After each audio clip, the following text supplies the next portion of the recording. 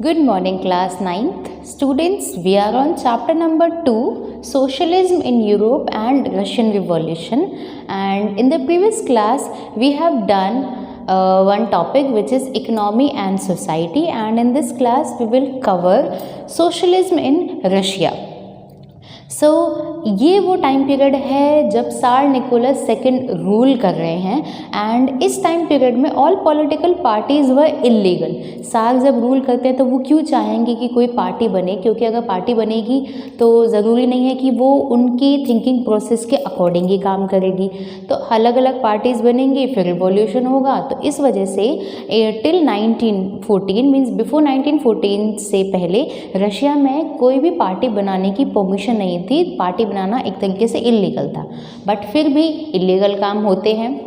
जैसे अगर हम 1947 की बात भी करें तो अगर ब्रिटिश गवर्नमेंट के ख़िलाफ़ हमने बोल दिया तो वो इलीगल है। तो ज़रूरी थोड़ी हम ब्रिटिश गवर्नमेंट के ख़िलाफ़ कुछ बोलेंगे नहीं। लोग जेल जाने को तैयार थे बट अपनी फ्रीडम ऑफ स्पीच खोने को तैयार नहीं थे। तो उस टाइम पर भी इलीगल काम हुए थे।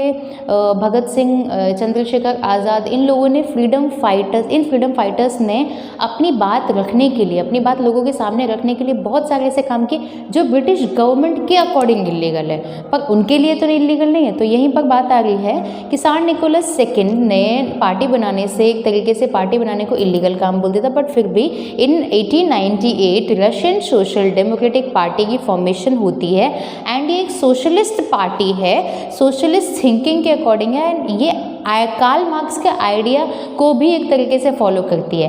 ये जो पार्टीज़ हैं वो शहरों में रूल ओवर कर रही हैं एंड इन पार्टीज़ में अगर कार्ल मार्क्स की थिंकिंग हमने देखी तो वो वर्कर्स के जो अगर हम बोले वर्कर्स के लिए ज़्यादा काम करते थे, उनके वेजेस कम थे और उनके टाइम आवर्स ज़्यादा थे। इन सभी चीज़ों को लेकर ये पार्टीज़ हमेशा स्ट्रगल करती रहती थी ना। Operate as illegal organisation, party legal तो है नहीं क्योंकि रशिया में 1914 से पहले इलीगल था पार्टी बनाना। तो ये कैसे काम करेगी? एक तरीके से इलीगल ऑर्गेनाइजेशन की तरह काम करेगी। इनके न्यूज़पेपर्स एंड मोबिलाइज वर्कर्स हुआ करते थे, स्ट्राइक्स भी हुआ करती थी जिनमें ये अपने कॉन्ट्रीब्यूशन देती थी।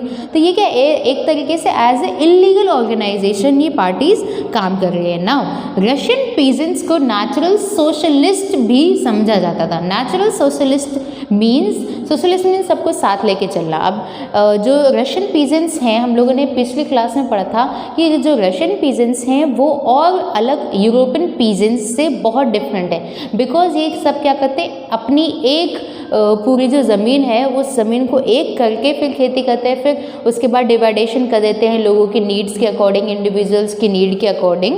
तो यहाँ पर बात की जा रही है रशियन पीजेंट्स नेचुरल सोशलिस्ट हैं एंड ऐसा माना जाता था कि ये लोग इतने नेचुरल सोशलिस्ट हैं कि जो रिवॉल्यूशन है ना वो कौन लेके आएंगे, वो पीजेंट्स लेके आएंगे, न कि वर्कर्स लेकर आएंगे। नाउ नेक्स्ट पॉइंट इज एक पार्टी की फॉर्मेशन हो चुकी है, सोशल डेमोक्रेटिक पार्टी इन 1898। वहीं एक दूसरी पार्टी की फॉर्मेशन होती है socialist revolutionary party 1900 and in दोनों पार्टीज़ की फॉर्मेशन 1914 से पहले हो रही है। तो एक तरीके से दोनों पार्टीज़ इलीगल पार्टीज़ हम बोल सकते हैं, बट ये जो पार्टी है वो भी स्ट्रगल करती थी पीजेंट्स के हक के लिए, उनके राइट्स के लिए, उनके डिमांड्स के लिए।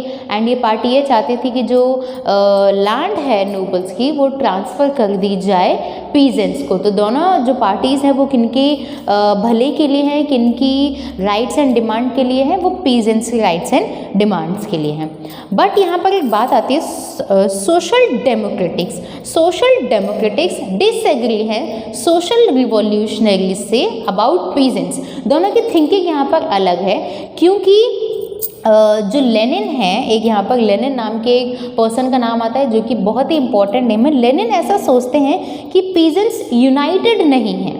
पीजेंट्स क्यों यूनाइटेड नहीं है? कुछ अमीर हैं, कुछ गरीब है। कुछ अमीर कैसे कि कुछ पीजेंट्स के पास खुद की ज़मीन है वो उसमें कल्टीवेट करते हैं एंड कुछ दूसरों के यहाँ जाके काम करते हैं। तो यहाँ पर इन दोनों के बीच में हम डिफरेंस देख सकते हैं, साफ साफ डिफरेंस देख सकते हैं। जैसे वर्कर्स में डिफरेंस था कि कुछ वर्कर्स फैक्ट्रीज में काम करते थे, मेटल फैक्ट्रीज में, वो अपने आप को बहुत ऊंचा समझते थे। तो यहाँ पर वहाँ वर्कर्स की डिफरेंस देखने को मिल रही है, यहाँ पर हमें पीजेंट्स की डिफरेंस देखने को मिल रही है। तो लेनिन की थिंकिंग थी कि they could not all be the part of this socialist movement, कि जब इनमें ये डिफरेंसेस हैं तो क्या ये सोशलिस्ट मूवमेंट का पार्ट बन पाएंगे, वो उस बात से सहमत नहीं थे।